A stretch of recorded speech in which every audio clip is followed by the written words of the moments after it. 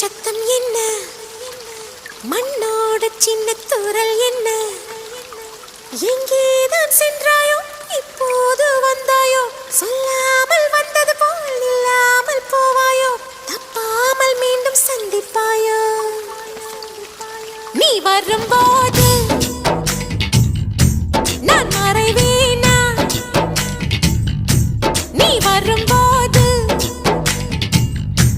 நான் மறைவேன்.